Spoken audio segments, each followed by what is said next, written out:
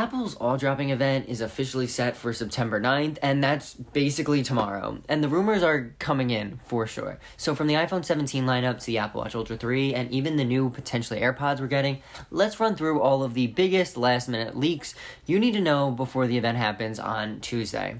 So first up, we have the iPhone 17 lineup. So we're expecting a redesigned camera island, the new A19 chip, and a major low-light and telephoto improvements on the Pro models.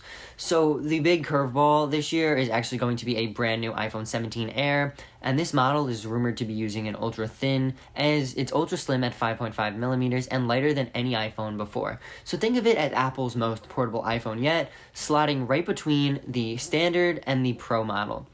Now, pricing reports are saying that Apple is likely keeping most of the lineup the same price, and only the Pro is going to be seeing a bump in price, although actually they're just getting rid of $128, and it's going to be a $50 increase from the $999 price tag that we've had for the past 7 years. So it's going to be most likely $1050, which isn't that bad of an increase if you look at it, and especially if you're someone who gets the 128 gig iPhone.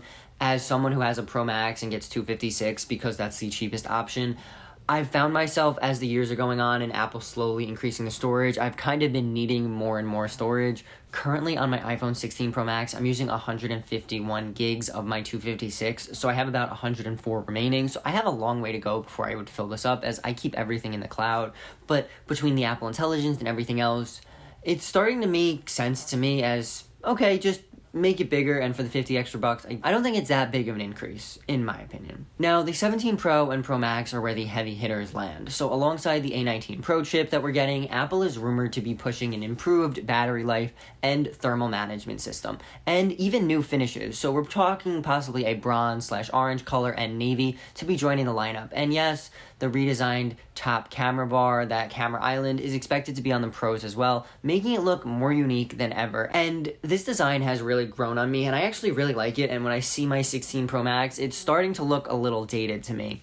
But we will have to see when the event actually happens if A, this camera island is true, and B, what it actually looks like. Because rumors are pointing that Apple may also switch from titanium to aluminum, and I think that'd be very interesting to have an aluminum half back and then have glass on the back for the MagSafe and everything else. So it's very interesting to see what's going to happen.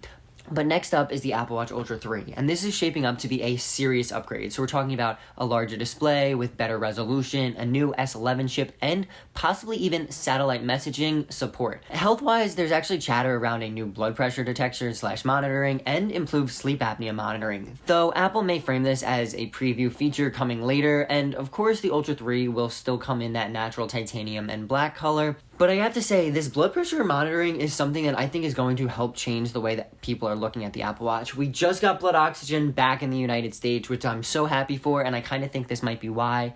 But it's very interesting to see what's going to happen, and if this blood pressure monitoring does happen, I think it's going to be a great way to allow users to keep insights into their health just from their wrist, as we do now. I know personally I use my Apple Watch for pretty much like 24/7. It's on me a lot of the time, and just having access to that data through my Vitals and through the Vitals app and all the metrics stored in my phone, it's very helpful, and also just an insight into what's going on in your body. So now, alongside the Ultra, we're going to see the Apple Watch Series 11. So you're going to get the S11 chip, better efficiency, and the new health tracking features like the blood pressure monitoring that's coming to the Ultra. The design is likely going to stay similar to Series 10, but with maybe some refinements, and watchOS 26 will of course be taking full advantage of the new hardware.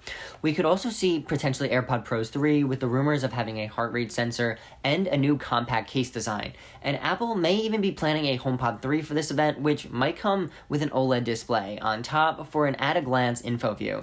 And of course, Apple will spend plenty of time talking about iOS 26, watchOS 26, and Apple Intelligence at this event. So we're going to get those potentially new series upgrades powered by AI, and even possibly integration with Google Gemini. So that's the final roundup as of right now. We have the iPhone 17, the 17 Air, the 17 Pro and Pro Max, the Apple Watch Ultra 3, the Series 11, and potentially new AirPods and a HomePod 3, and of course, Apple Intelligence upgrades. So September 9th now is just days away, and it's actually looking like it's going to be one of Apple's biggest events in a while. Now, which products are you most excited for? Let me know in the comment down below, and while you're down there, if you want to hit like and subscribe, I'd appreciate that as well. And I want you to remember that today is a good day to make a great day, and I'll talk to you in the next one. Peace.